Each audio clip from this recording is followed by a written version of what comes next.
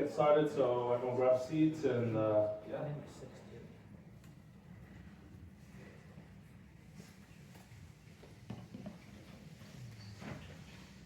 All right, so before we start, a little bit about me. I'm Tony. I'm a software engineer, but I'm also a digital lead and event organizer here at TechTank. A little bit about TechTank. TechTank is a Toronto-based, volunteer-run tech community in Toronto. Founded in 2023. So we host year-round in-person events where developers, designers, PMs, and tech-curious people gather to learn and share and connect. We're focused on creating basically an engaging, community-driven space where we bring people together and through social events and career-focused programming, helping bring people meaningful connections and grow in their careers. Just curious who's in the room today. Quick show of hands. Any software engineers? Awesome. Okay. What about AI or data folks? Please some showing. Okay. Product people? Oh, wow. Okay. Designers and creatives. Nice, nice. Seven shifts. Any founders? Oh wow. Okay. All right. Awesome. There you go. Yeah. Anyone else I missed? I'm not really sure. Any other roles that I missed? Okay. Yeah. Is this anybody's first TechTank event? Oh, welcome. We just celebrated our first 3-year anniversary as a grassroots community organization, and yeah, we'll look at clap.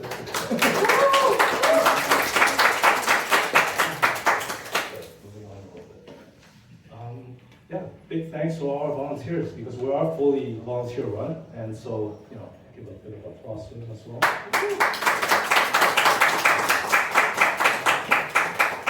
So at TechTank, we run several kinds of events. We don't just run TED Talks, we also run show shows and we ran a run club just last week. We do sports events, so definitely try to check us out on our Slack and Luma. Subscribe to our Luma so that we get the notifications, and with Slack, we're actually doing a bunch of different talks about job seeking, and there's talk about a system design meetup coming up soon, possibly. So yeah, join our Slack. And big thanks to our sponsor today for supporting us and letting us use our beautiful space. I'm gonna pass it over to Eliza to talk about the space a little bit.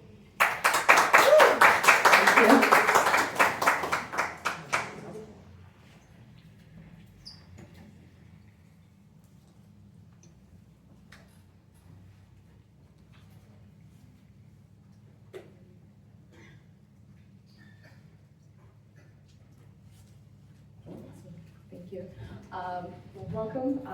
This is actually my first event as well as a speaker, and Sous Chef is really excited to be supporting this event, and I'll tell you a little bit more about us. First, I'm a software developer. Joined the Sous Chef about 9 months ago. Coming from a bit of a non-traditional background, I graduated with a business administration degree and was running a small bakery and ended up making my own website, and it started off in the 70s. I went back to school and got a diploma in software engineering and machine learning software. Besides software development, I love photography, dancing, playing badminton, paddleboarding, reading, and learning.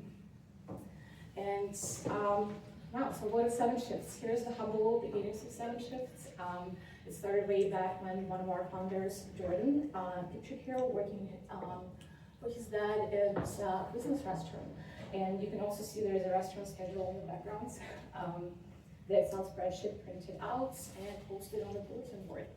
Now, Jordan had taken some computer classes, computer science classes at this point, and decided to write his father some software to make scheduling easier at his father's restaurant.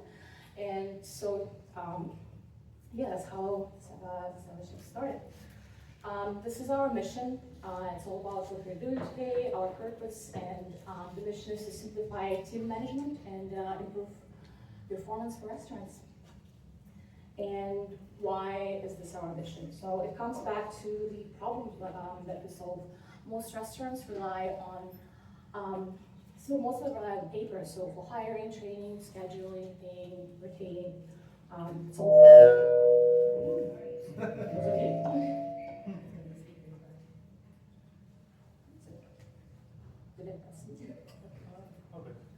Good? Okay. You might want to check if the laptop is muted. No, we're adjusting the amp. Oh, yes, it's not you, it's not you. Just hold it closer to your. I like that. Huh? Just move it closer. Like that? Okay. Yeah. Awesome. Thank you. Keep the mic. Sorry. So yeah, forms and forms. It's cumbersome, error-prone, and 7 Shifts aims to simplify the full experience for both the restaurants and employees by bringing all of that off the paper and onto their screens. And how have we done in that mission?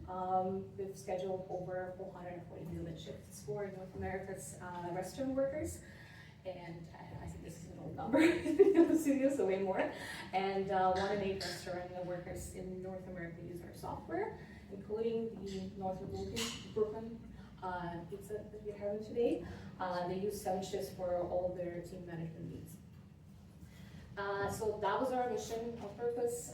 Moving into our vision, our big picture, desired future, and aspiration, to create a thriving restaurant industry through the power of connected and engaged teams. And 7 Shifts aims to help managers put their team first, ensuring they're happy. And the theory is that employees' happiness trickles down, yields a great customer service. So the customers are happy, they come back, and us, the managers are happy, and the restaurant is making money. So managers keep putting their team first, and etc. This is virtuous cycle of success that restaurants should feel and thrive from. And how do we achieve this? We plan to lead by building a seamless, connected platform. And because reality is restaurant needs go far beyond just scheduling. 7 Shifts is becoming a complete ecosystem for the entire employee life cycle, unifying our core products with the essential third-party tools our clients rely on every day. And that's seamless interconnectedness, that is what really sets us apart. And how do we leverage AI to build better products? So in 2026, we are accelerating our vision further by embedding AI across the entire organization and rooted in our commitment to responsible and ethical practices. Our AI-first strategy focuses on the 3 pillars. First one, product, creating a smarter, more intuitive platform for the users. Second one is development, utilizing UI tools to ship higher quality products faster. And the third one is operation, streamlining workflows to reduce friction and unblock time for impactful work. And by integrating AI into how we serve, build, and grow, we are transforming into an AI-first company. A little bit about our shifties. We are fully remote. We have staff from Quebec to Vancouver Island, and we do have space for the offices, if people need space, headquarters in Saskatoon, and our lovely office here in Toronto. And we are hiring. This is QR codes. If you're awesome, if you know somebody awesome, we've got some roles open, so please go ahead. And if you have any questions, let's see, my name is Eliza, please come find me. I'd be happy to answer them. That's it for me, and big thanks to Jed and Hazel from our crew for making this event happen. Big thanks to Alex also for putting up what's going to be an awesome talk, and thanks to TechTank for working with us.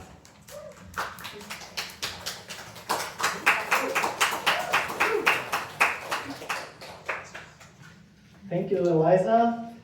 Thank you, Tony, as well. So before we get started, we have some seats here.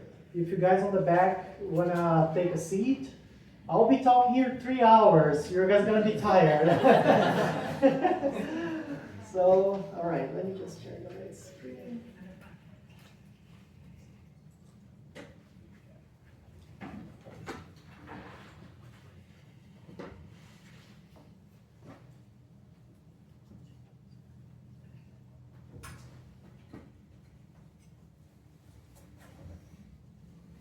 Just bear with me for a minute.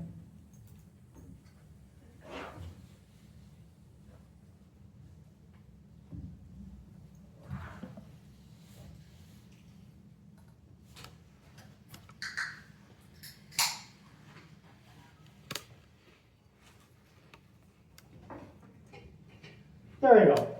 So thank you everyone for coming tonight for this event. I'm looking forward to be presenting today.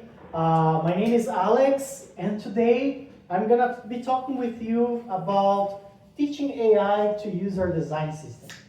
So I wanna see the hands again because I'm not sure if I saw that right, but how many of you are developers?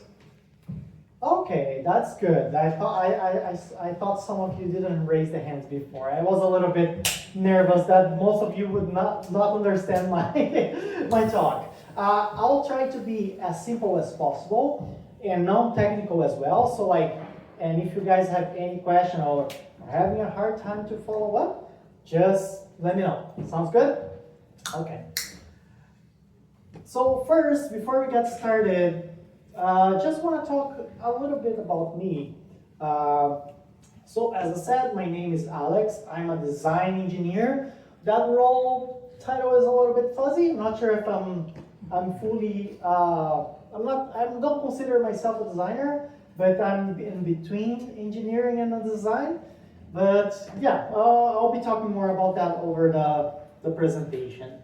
And I work here at 7 Shifts since around 5 years ago, and I've always been passionate about front-end. That's been my passion. Centering divs. Now with AI, you can ask AI to center your div, right? You don't need to touch the CSS anymore. I'm one of the maintainers of the Sous Chef, which is the 7 Shifts design system. How many of you are familiar with this term, design system? Okay, perfect. That's great. For those that are not familiar, we'll be diving more into that. So I'm a proud father of 4. Yes, I'm a father of 4.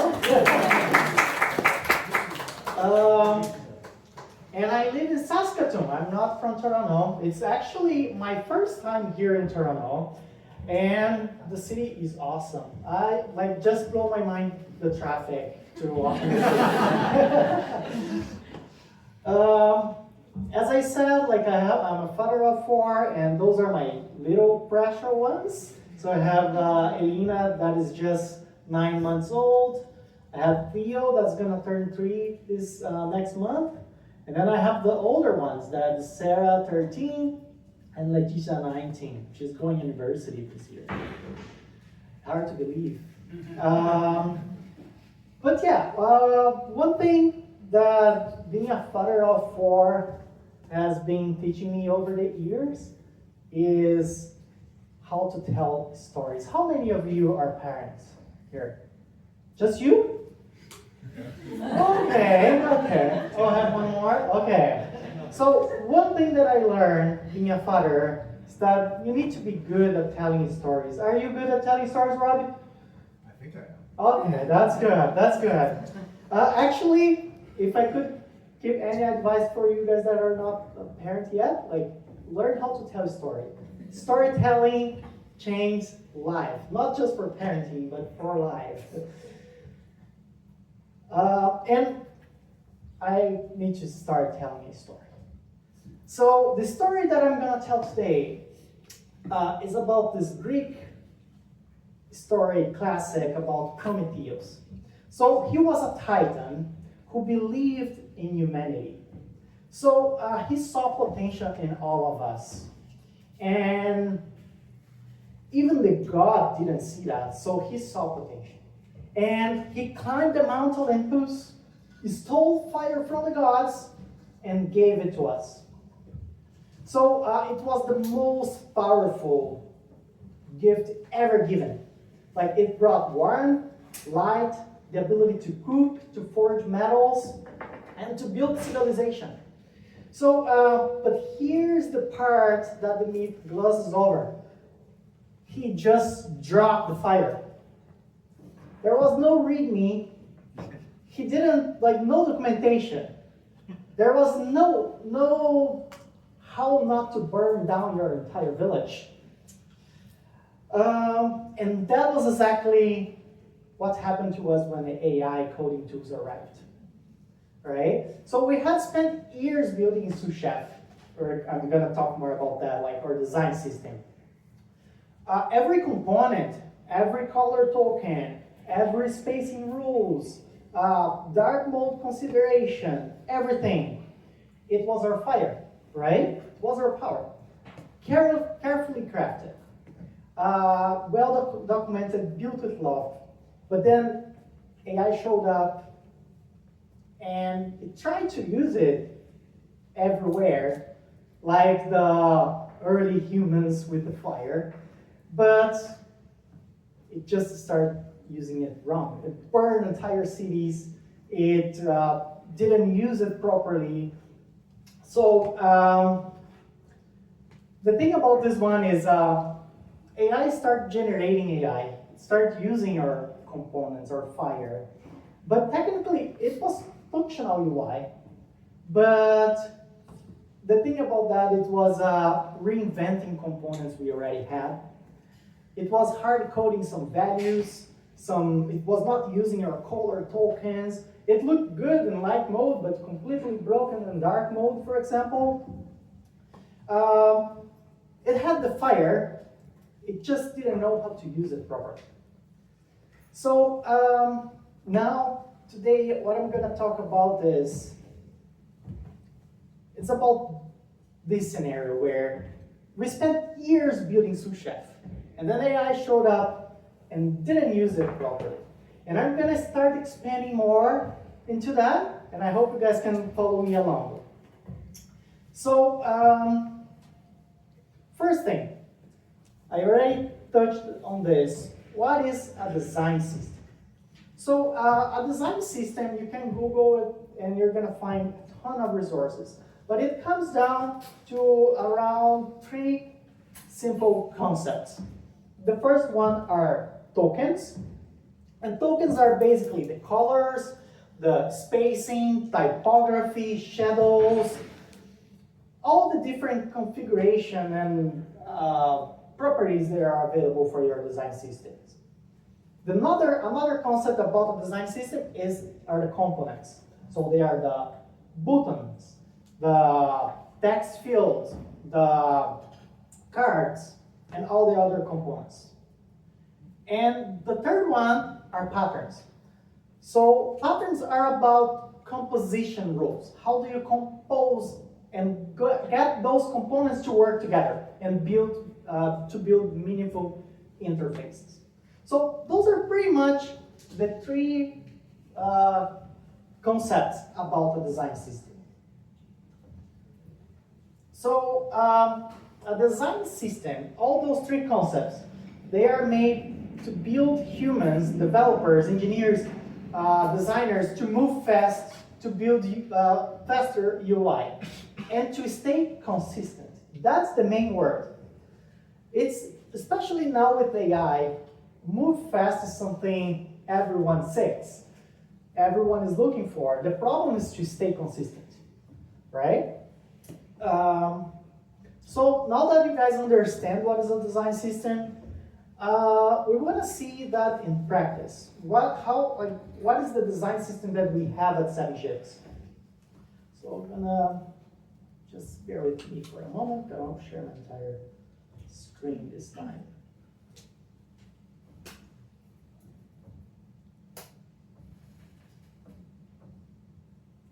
Okay, there we go.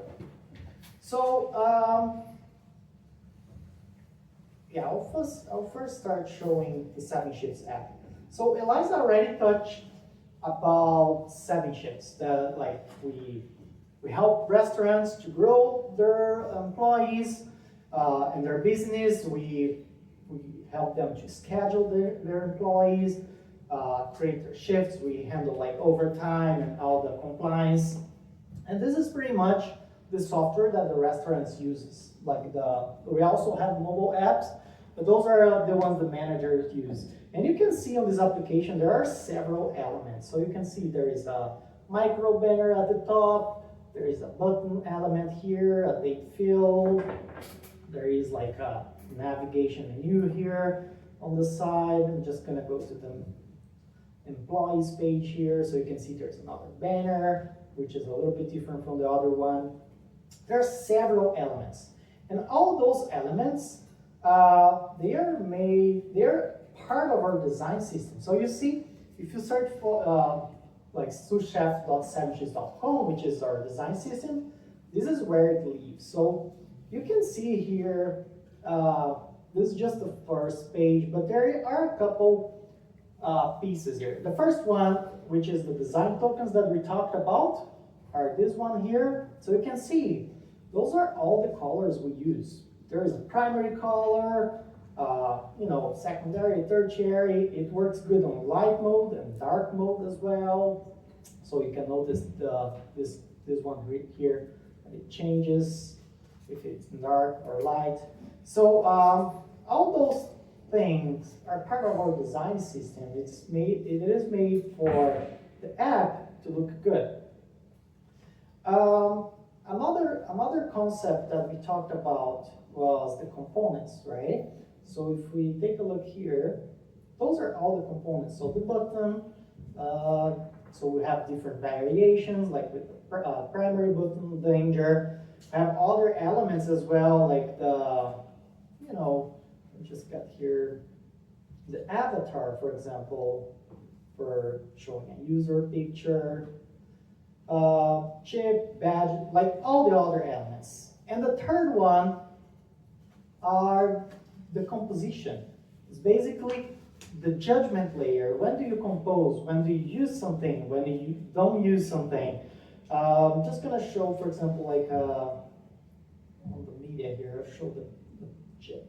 So we have those guidelines. When do you use this chip? When you don't use? When you should use something instead? So all that information are the patterns, right?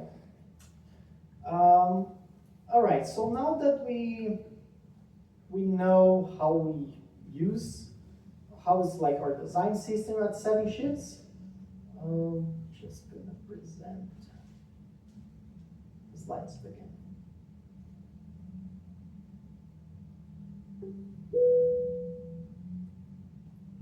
Okay.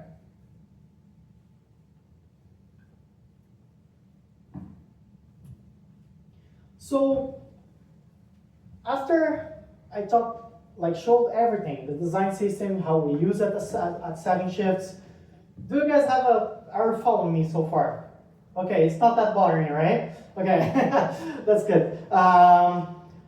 For years, when we were building all of that, we always asked ourselves, do our engineers, designers, understand Sous Chef? They understand our design system?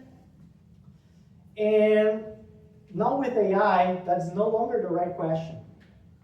The question we need to ask is, does AI understand our design system? So the problem after AI came is AI agents, they are writing code.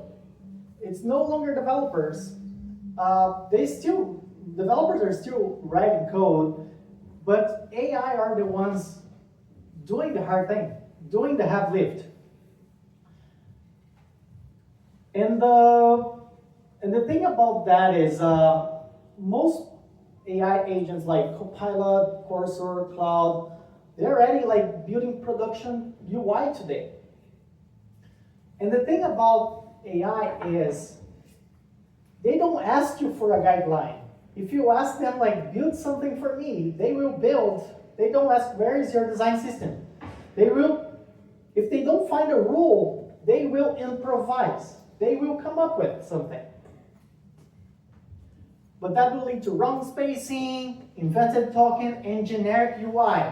So you guys can see when you're looking at something, is it like this is generated by AI, hey? Because they follow a generic. They use the short answer to get the proper result, the result they want. So let's say, this is just an example. Someone prompts something, hey, build me a task list page. I'm just being like simple here. And let's say there is no design system context. It will come up with something like this. Does anyone can see what is wrong here? What? Go, say that again? Sorry, say it on the mic. Tell what? Tailwind. Oh, tailwind. No, it's not tailwind. Can someone see what's wrong here? Any guess? Come on. You guys can see something. You guys are not designers, hey? I'm not sure, but are the numbers accurate based on the tasks in the list? Because it looks like the table ends at the bottom, but it says there's like 74 done tasks, and I only see like 2. I'm not sure if that's what you're looking for. Yeah, that could be, but the thing I'm looking for, oh, there you go. The colors are not in sync. The colors are not in sync between the status and the actual titles. Okay, the colors and the status. Yeah, that could be something. Anything else? Okay. No edit or delete per row. No header for delete per row. No edit or delete. Oh, no edit or delete. Yeah, that could be something.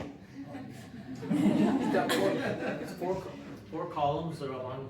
4 columns are along the top, but there's only 3 below it. 4 colors on the top and there's only 3. Who else? You guys are definitely not designers. The kind of circle next to the assignee name, the letters don't quite fit correctly. The circle? Yes, like the M's and DKs. Oh, there we go. We have a designer here. Okay, yeah, you see, it doesn't quite fit the words. Anything else? The search input field is really tight, We have a designer here, right? and the spacing between date drop down and due drop down is inconsistent. That's the answer I was looking for. A round of applause here. For a second, I thought this image was too small for you guys to notice there's a space gap here.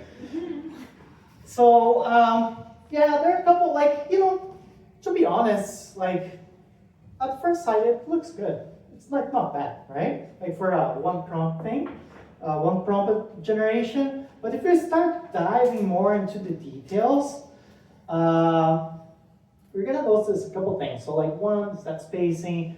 We also have that search input that's too simple, like too small. If you notice that button, like that plus, it's not an icon, it's just like character. That's a quite small one, but like the headers are all capital. I mean, that's just a convention. But you can see it's too small for the avatar. Stuff like that. I mean, it technically compiles, but if we look at the 7Shifts app, the view is completely wrong, right? So when like building real and production using AI to generate code, we needed to be consistent with the interface. So the real failure here is not that the code isn't broke. The problem here is the wrong rhythm, right? The space that's close but not quite. The hierarchy that is invented for font weights, all capitalized, for example. Like those are choices that the AI made, but are not our design system choices. So, and another one is like broken density, for example, like padding, the components that could belong to another company, but doesn't feel part of our product.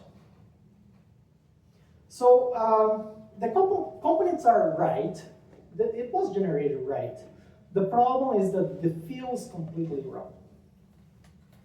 So one thing we've been learning is that a design system can't just expose the components, what is available. The design system needs to expose the judgment, which is that third layer, the concept that I talked about. It's about the when to use, when not to use, how to compose those components, guidelines. So now that you guys understand the problem, I just want to touch a little bit into why solving this problem matters for us. So you can see here, it's a term called visual debt. How many of you, the developers, have heard the term tech debt? Yeah, that's an annoying one, right? But this one is even more annoying because the thing about visual debt, it's like technical debt, but it's invisible. You don't see that, and it accumulates after time. So here's just an example where on the first week, you have something that was generated by AI. You know, it was a small thing. It was not wrong to block the PR, and it was merged. So after week 4, on this example, you know, it just increases a lot and drift over time. And week 4, week 8, week 12. So with time, and then over time, you have something that we call visual consistency drift. The thing about that is like, why this is such a big problem? Because it's like a silent accumulation. There is no linting. There is no type error. Everything compiles. The CI pipeline passes, all green. And usually, design review catches that, but it's expensively. Usually, they need to look and manually see and find errors, where the wrong stuff are. And the longer it sits, the harder it is to reconcile. So, the teams that solve this problem, they ship faster and with less overhead. So they will have more consistent user interfaces. The AI generated will follow the system. They will have less design review to make sure, you know, oh, it's AI generated, let's take a look if it's wrong. So AI designer will trust the system. And it will be a faster iteration. You will ship faster with more trust. All right. Before I dive into the demo, which is going to be the most interesting stuff, I'll dive a little bit into our solution. Are you guys following so far? That's just to check if you guys are not sleeping. Okay, I'll show our solution here at 7 Shifts. So we use a storybook. All that documentation where I showed you the buttons and the examples is using a storybook. Does anyone use a storybook here? Oh, there you go. I have one. I'll have some here. Perfect. So the storybook recently, they released their own MCP server, and you can plug that into Claude. However, in our use case, we noticed that just using the MCP didn't give that guidelines and that judgment layer that we talked about when to use, when not to use. So what we end up doing is, on the storybook, we extract all the guidelines into markdown files, and then we created our own MCP server. So everyone is familiar with MCP server, right? Okay, perfect.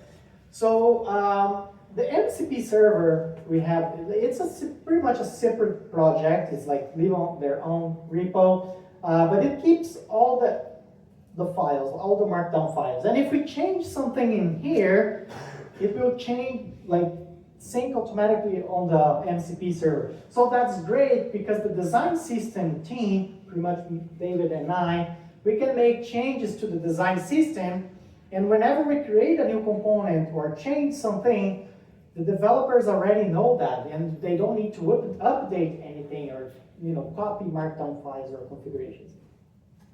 So just zooming a little bit into that MCP server layer. So an MCP server is pretty much like a REST endpoint where you can call something and you receive some response back. So I have a couple tools for our design system. For example, get components reference. This will give a list of all the components that are available, the button, the cards, and everything. So I have other ones like give me the design tokens, get design tokens, all the colors. I'll show an example so you guys can see, have a better idea. So I have one for icons. We have one to get the composition and patterns, how to use them together. And this one is an interesting one, especially for those who use the storybook. Behind the scenes, whenever we get call to this tool. Behind the scenes, we just forward that to the storybook MCP because it knows all the props, all the stories and use case, so we don't need to reinvent the wheel here. I'll show a demonstration soon. So basically, this is what when you hook it up an MCP to an AI model, this is pretty much what they see.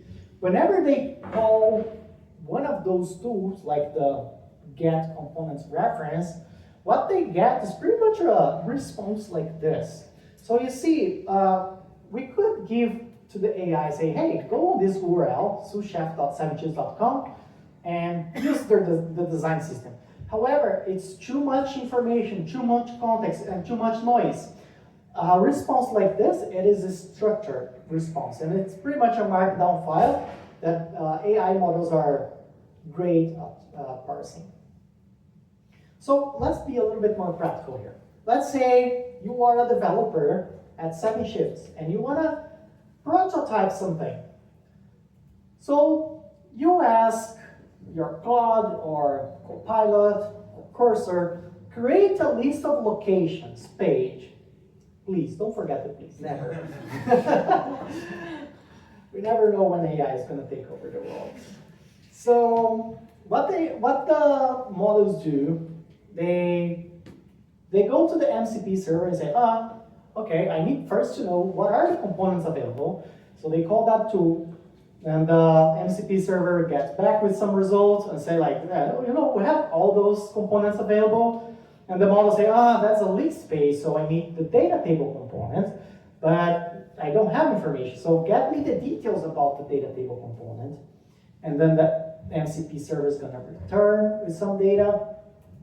And then so, okay, now I need to compose that data table with other components.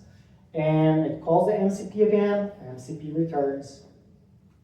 So after this back and forth, and until the AI model has all the data they need, they pretty much can figure out what to do with that. And they build something like this. You can see it is much better now, eh? At least the spacing, and it's not the same page though, but it's much better. So what are the trade-offs? The MCP server, it is request-based. What does that mean? The agent only gets what is asked for. So for example, if it doesn't know, it needs to know about composition, it will never ask that tool for. So we need to be a little bit more proactive here and give the model some instructions about when they need to reach the MCP server, and that's why we need some, for our use case, it works best just having a small instructions on a Cloud MED, for example, because that's proactive context, right? Not just reactive retrieval. All right, let's go to the demo. I hope you guys follow along so far. Good? Okay, awesome. All right, so now let's go to the demo. Let me just share my entire screen here.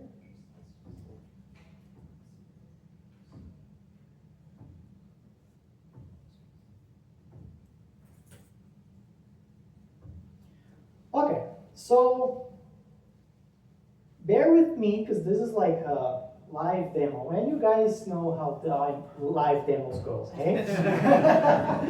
So the first thing here, to demo the feature that I was showing to you guys, I created this small project. I'm just gonna see here. Just gonna zoom in a little bit more. Guys on the back can see, or a little bit more? Can see? Okay. A little bigger? Okay. Good? Okay, perfect. Okay, so this is like a very small project that I just set up for this demo.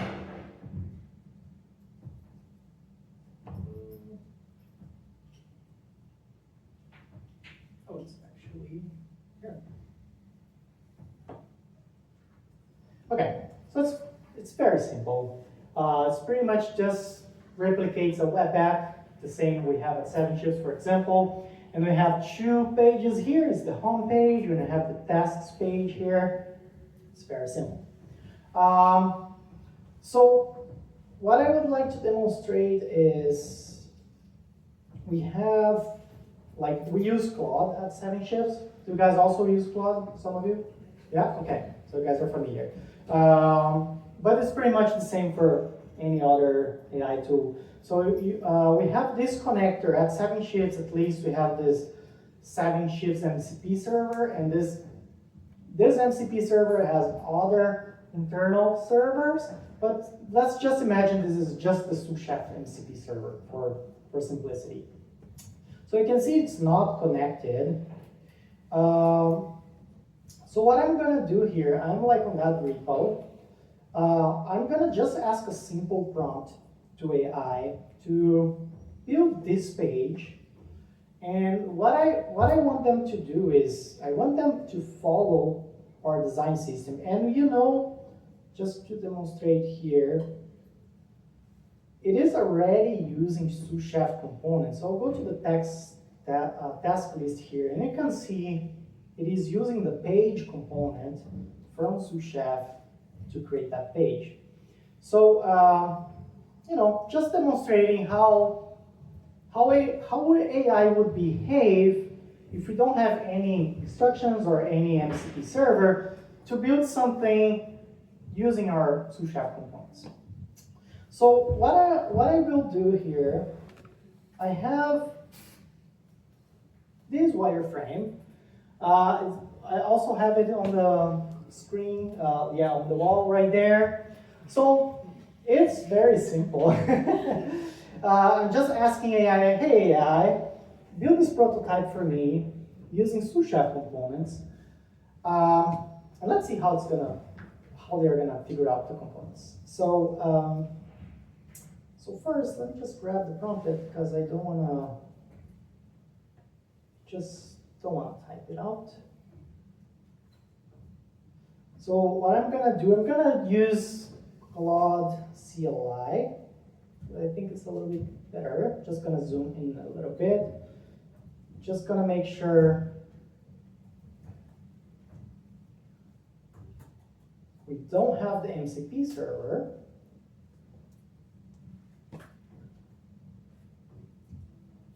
Right, so the MCP server needs authentication, so it's not installed. So let's use it. Let's ask that prompt. There we go. So what I'm gonna do here, I'm just double check I'm right. Yeah, there we go. So I'm just gonna ask Claude. Oh. I'm just copying that again.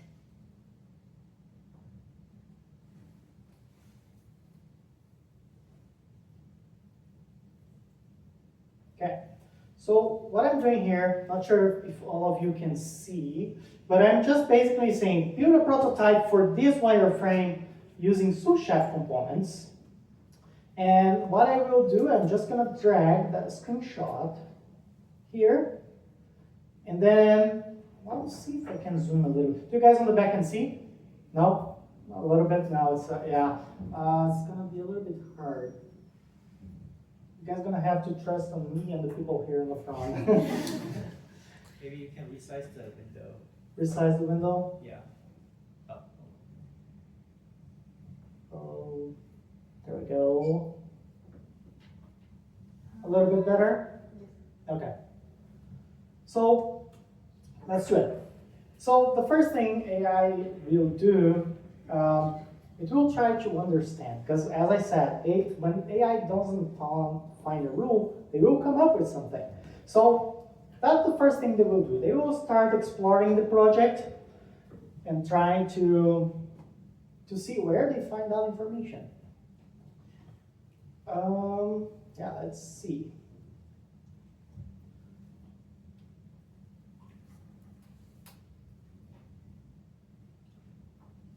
All right, so we have one background check that is doing. So you can see here that it is trying to see and find the information about Sous Chef. And it's pretty much going on the node modules to find the components. So it's taking a look like on the node modules to see, okay, let me see what are the components, what are the patterns.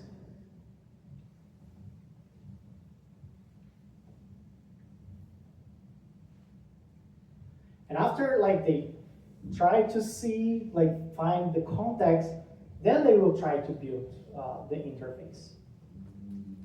Just bear with me for a few seconds here. Now it has the full picture. It will try to build the page.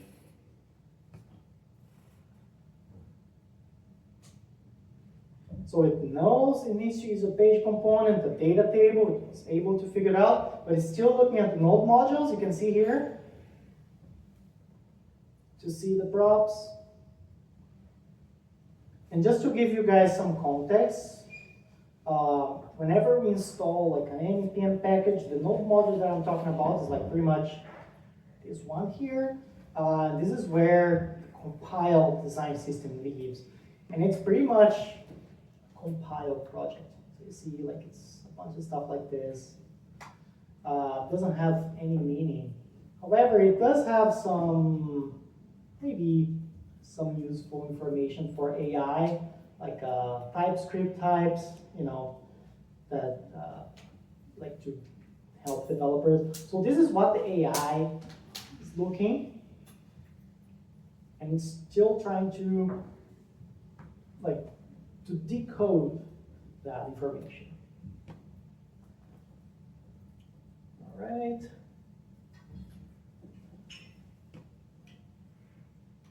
Should be, yeah, should finish soon.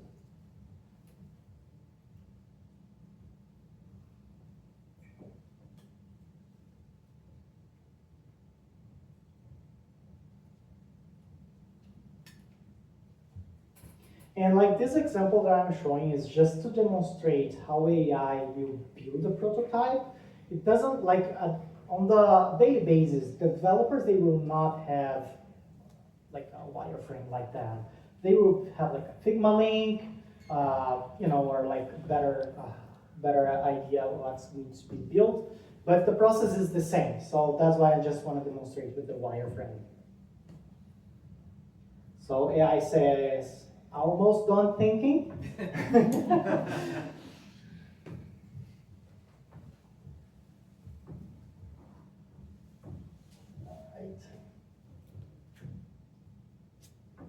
All right, now it has everything they need. Let's see.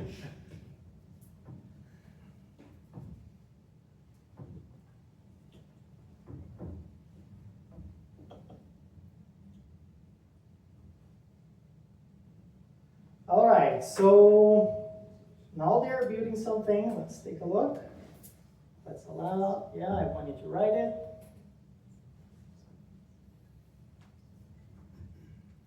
Just verifying.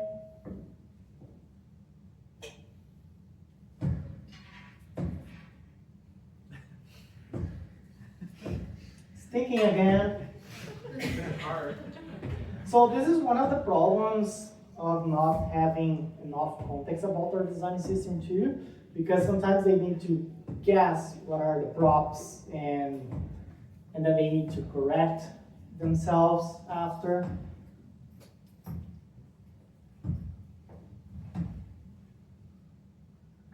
Okay. Okay, so it should be good. Let me just take a look here.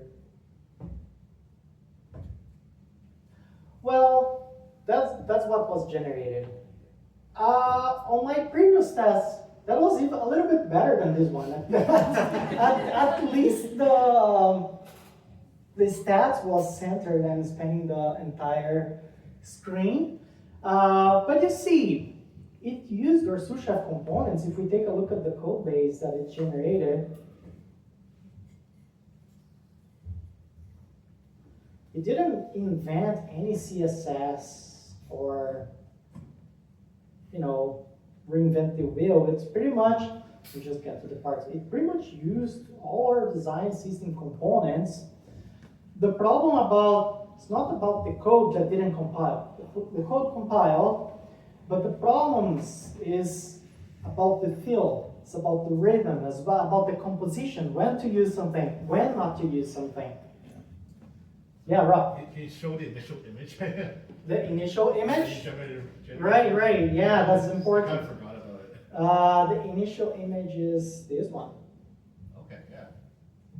So it's not that bad. Could be. I mean, if I were to center the divs, I would have the same problem. So I mean, it understands that it needs a table here. It needs a select, like input field, select field. However, it didn't use the components properly. Like you see this plus button here. That is just, and just go to that one. It's just a plus sign. It's not using an icon plus or something. So now we're gonna shift gears a little bit, and we're gonna use the MCP server. Did you have a prop for that icon? Yeah. So it should figure I mean, we have the proper icons that they could use for that. Yeah, let's see how that compares using a proper MCP server.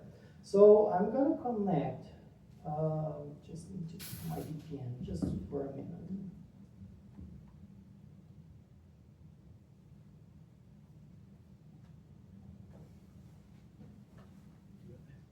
Oh, there you go.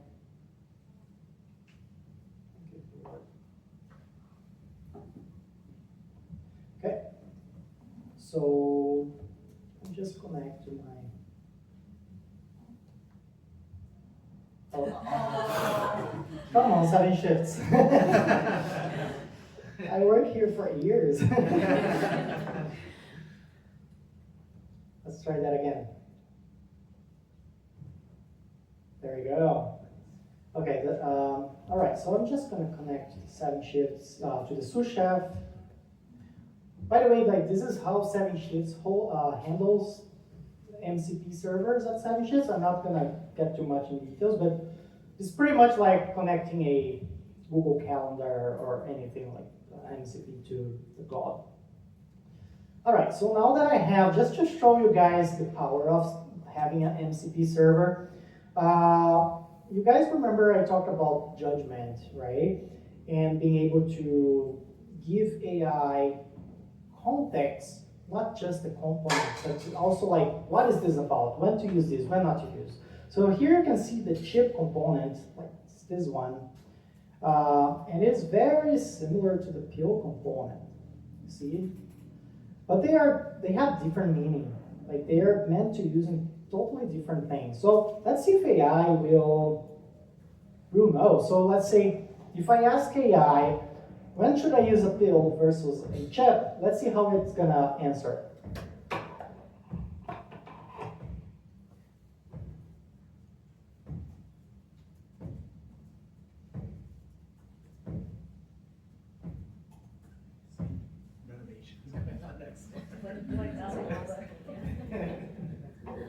All right, just asking when should I use a Sous Chef pill versus a chip component.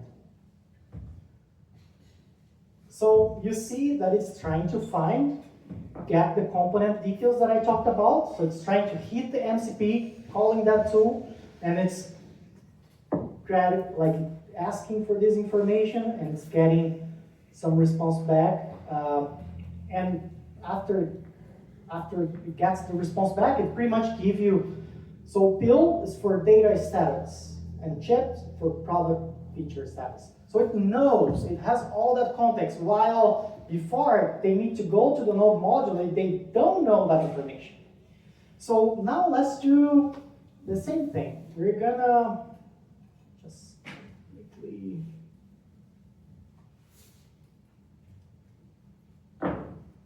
so just gonna do, just gonna check that I have the MCP server here. Thank you, appreciate it.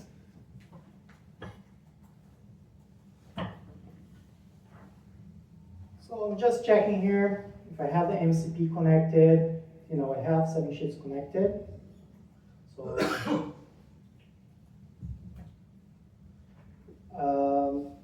sometimes we need to double check. Yeah, you see it needs authentication. I'm just gonna authenticate very quickly here.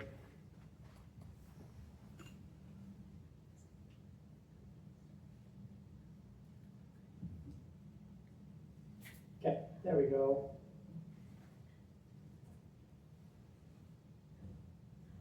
Okay, it is connected. So now we're gonna do exactly the same thing. The only thing though, just gonna change this branch to the demo, and then I'll show you why in a second. And yeah, so it's empty again, and let's just see how AI will do that.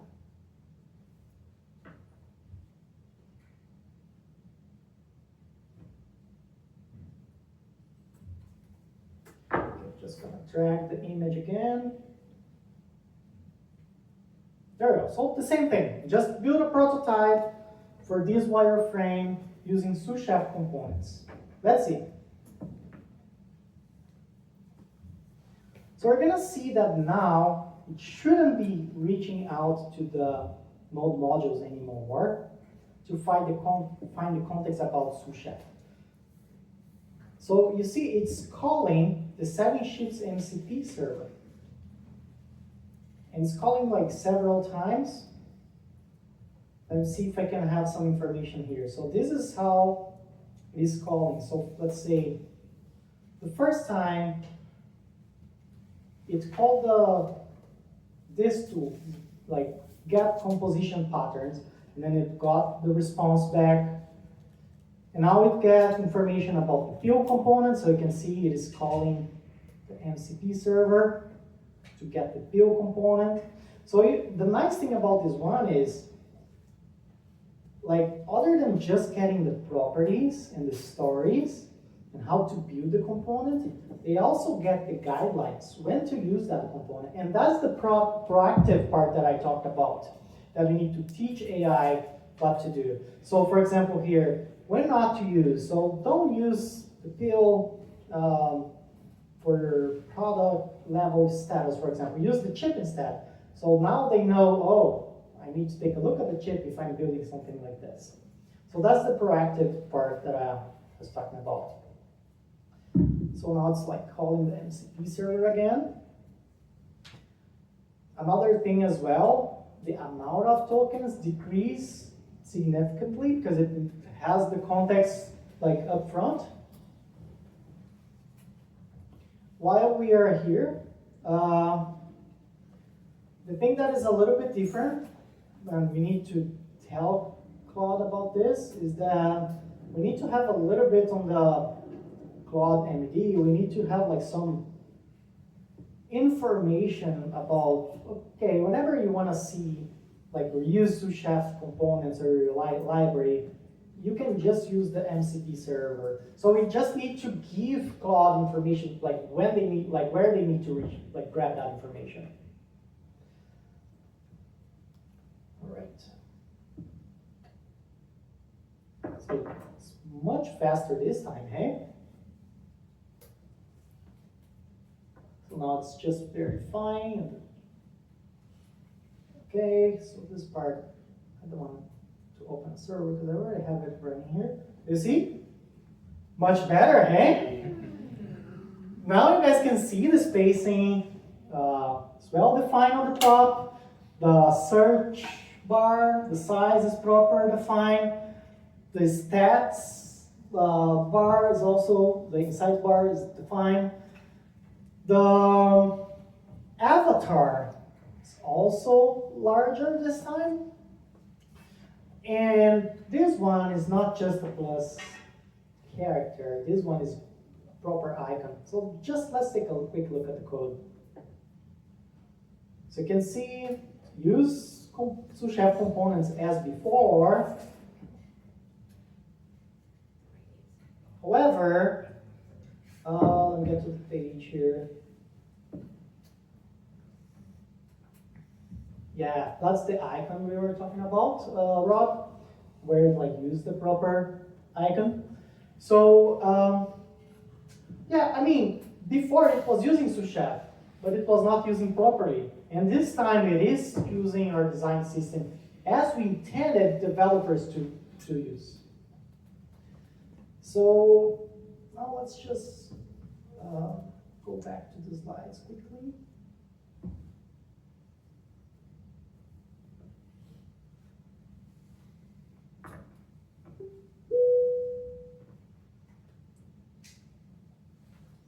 All right, so what does this mean? Before, we had a component library, right? And a component library was meant to help engineers to build a consistent UIs, and it was documented for human readers. So now, we have a context architecture. So it is a structured knowledge that humans and AI agents can both query, use, and act. So we're no longer writing docs for just engineers anymore. So now every rule usage, every do and don't, every composition, every pattern, everything is context and AI can use. So now that the AI have the power and master the fire, it's time to build great stuff faster. Thank you so much. So while we're here, like all this presentation, all that I talked about, it's not just work that I did, but like David worked a lot on that documentation, do's and don'ts. Round of applause, please.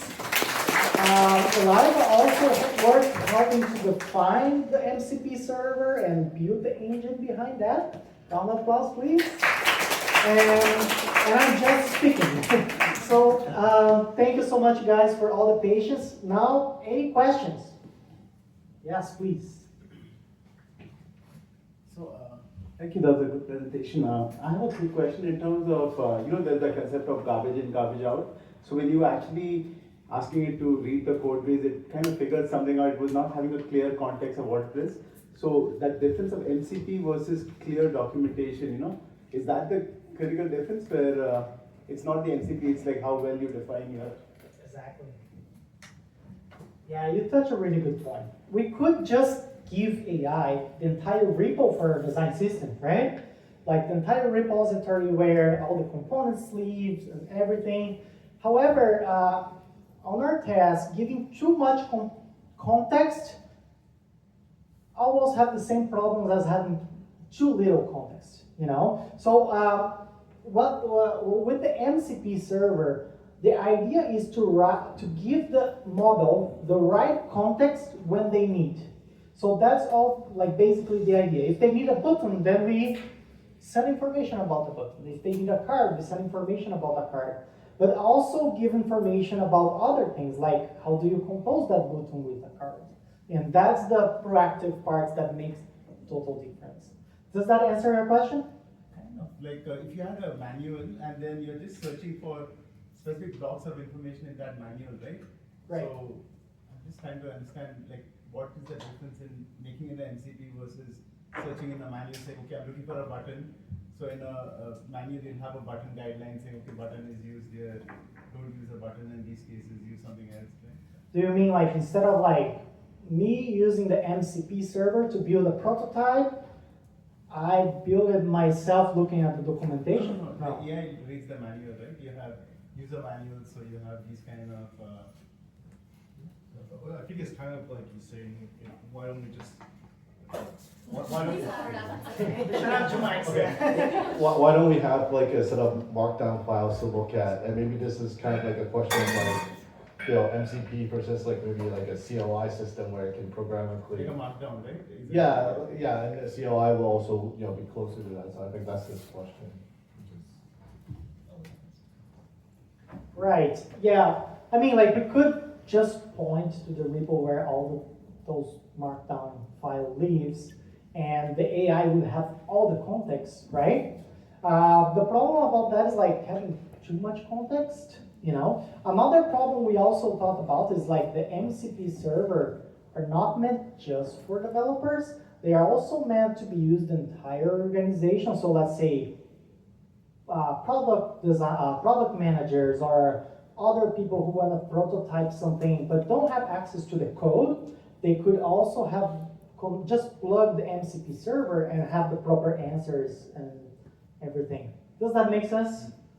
Okay. Lots of questions. That's great. I'll start with the designer here. Thank you so much for the talk. And this is pretty much a direct follow-up from what you just mentioned, how there are other people at 7 Chefs using the server. How is your product team using it, and where does that responsibility crossover lie between the designer role and the developer role? Have you found that they are somehow still connected to Figma? Is there a Figma MCP layer to then be designing in there, and then does it come back in? Could you describe that? That's a great question. David, do you want to answer that Sure, one? yeah. Since David is our designer, I'll pass this one to you. Yeah, so I mean, having access to the MCP has just changed like the way we prototype a lot. Before we were doing a lot, basically using, when we create a spec for a developer, we would use prototyping mostly to show functionality. We say, this is how we want it to work.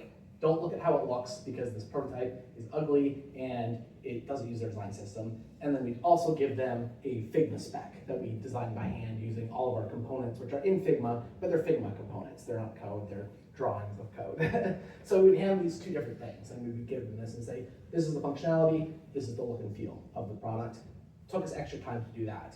What we've started doing now that we have the MCP is we've been able to kind of merge those two a lot closer, where we're not using Figma Make very much right now.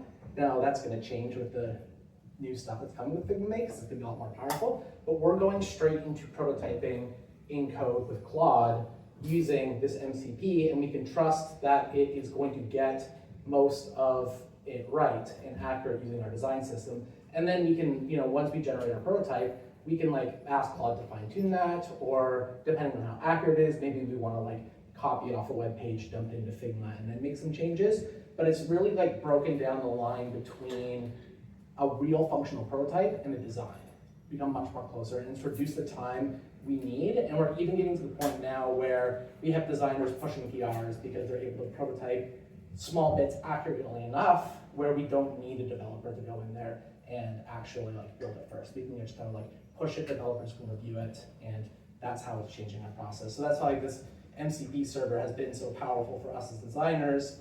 It's also great as somebody on the design system team. I get to answer a lot less questions about people, you know, constantly hounding me. What component should I use here? Can you take a look at the design and tell me like what I should use here? I can kind of say, just ask Claude. It has the MCP. Go look at the documentation, and if that still doesn't have your answer, then you can come and ask me.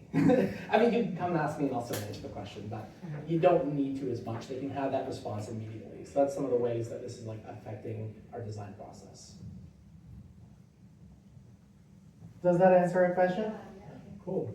And just before I got, just to follow up on that, everyone nowadays can prototype with AI. Like, if you have an idea, you can say, oh, I want to make sure this is a valid idea, especially, for example, like people in IT, they want to build an internal tool or something, and that also could have use the same components we use on the product, and that's going to have the same consistency.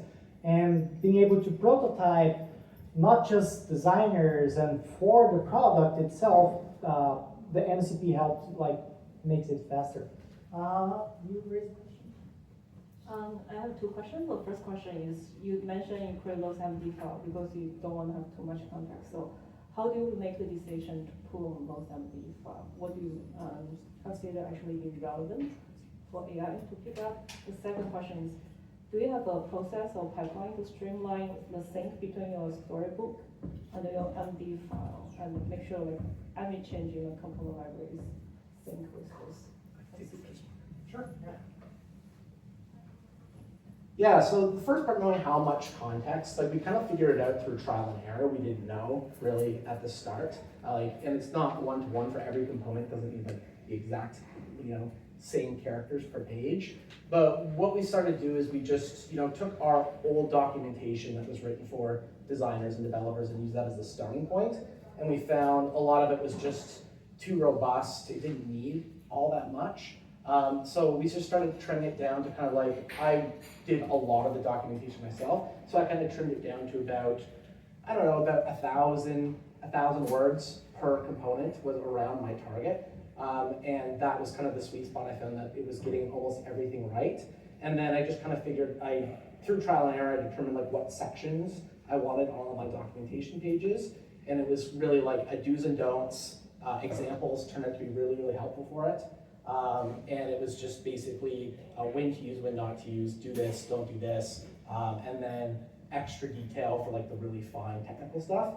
And the really great part is that all the documentation is still very readable by humans. Like it's anybody can go on there and read like a web page. It's not only written for AI, but then it's also a process of we refine things. Like we find, as people are prototyping, when we find Claude does something wrong or misuses a component, then we just note it and we go and we can add that to the documentation, say, don't do this. And then that becomes part of the system. So it's a bit of a trial and error over time. But if you're curious, souschef.7shifts.com is public. Anyone can go look at it. Our design system is public. So you can go look at all the documentation, every component, and see how we've built it. We've also had pages for how to write copy, how to use color, and sort of stuff like that. But it's a living document. It's constantly evolving as the tools evolve.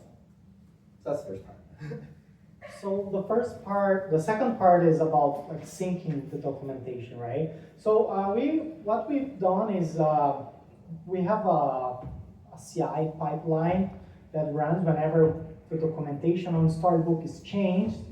We pretty much trigger a synchronization with our MCP server. That's a little bit more on the infrastructure side of things, but it's pretty much like copying manually by hand and place into another repo, but we have that part being automated, if that makes sense.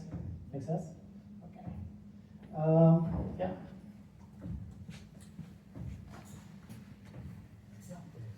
Yeah, I think it's a great solution that you guys have, building an internal MCP server.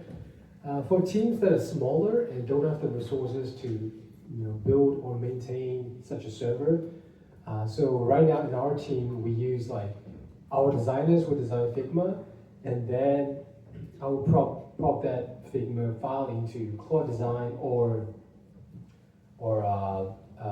any other tools, and then with Claude Design, I will tell it to implement a solution, right? And that entire process is quite inconsistent, but we're not quite sure which step is responsible for the inconsistency.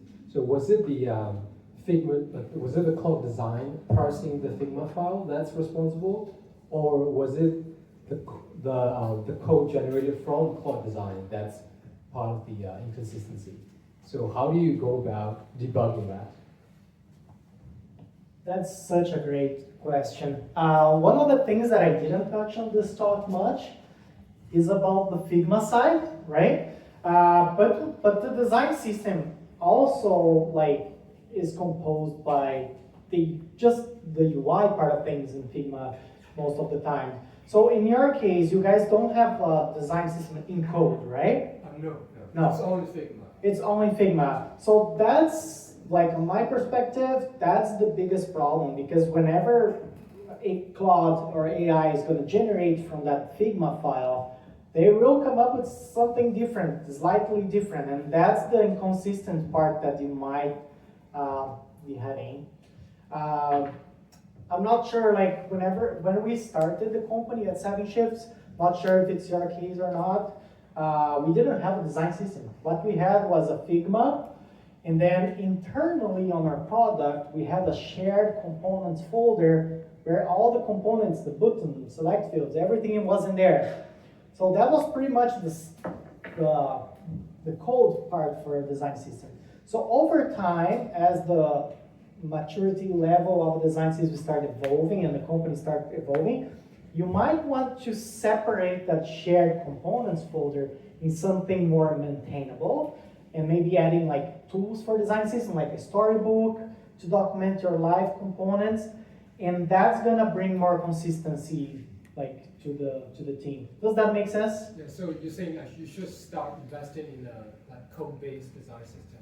Exactly. That's my, like, what I would suggest. Do you have something to add, David? Yeah, I think that's right, but I think like just at your scale, obviously that's like a big investment. I think you can do things like, we're actually like, it kind of snowballs, like the more information your AI agent has about your system, the better it is at making new components for it. Like we can ask Claude to just build components now without us needing to design them, and it gets them pretty close. So maybe like as you're going and you do your next Figma and you see it gets the buttons right, or you spend a bit of time making sure it gets the buttons right. Ask Claude to document that for you somewhere. Like even if it's locally on a web server, just be like, you did great with these buttons. I want you to take that code snippet. I want you to create a documentation page, and I want you to store that here and start a knowledge base and start building those things over time. And you can have Claude do a lot of that for you cheaply. And then as you mature, you can start having people like own and maintain that. But that might be a good way to like bootstrap that. We have time for one more question. One more question? Yeah. And Storybook's a great tool for documenting down.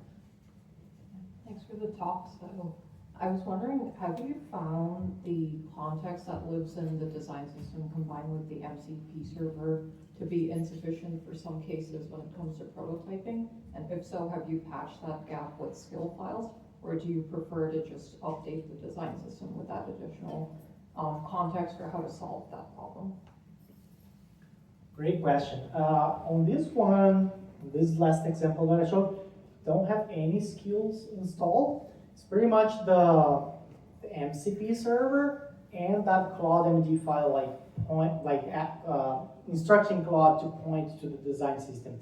So it's pretty much, in our case, was refining the documentation. And that was the hard part, that they put lots of efforts into that, because that's the judgment part that you can't blindly trust AI to do, right? You need to have human feeling about defining those rules. So it was pretty much defining the guidelines and do's and don'ts, and then serving that on the MCP server with the requests. Does that make sense? Yeah. All right, guys, so I don't think we have time for more questions. We'll be around so if you guys want to talk more and bring questions after the talk. So yeah, thank you so much for your time. I really appreciate you guys coming. All right, thank you, Alex and Sous Chef team for walking us through. Walking through us through the journey, your personal reasons why you had to roll out such a tool, because I feel like a lot of us are working through these kind of problems right now. It's a very popular topic, so thank you for showing us your solutions. A little bit on TechTank a little bit. We are hosting another event coming up in July 8th. It's a bit of a workshop kind of series, so be sure to check that out. And we only have, I think, like 8:30 until, yeah. So, go around, do a little bit of networking, meet the 7 Chef team if you have any questions. And also, if you like what they're building, check out their careers page. That's it.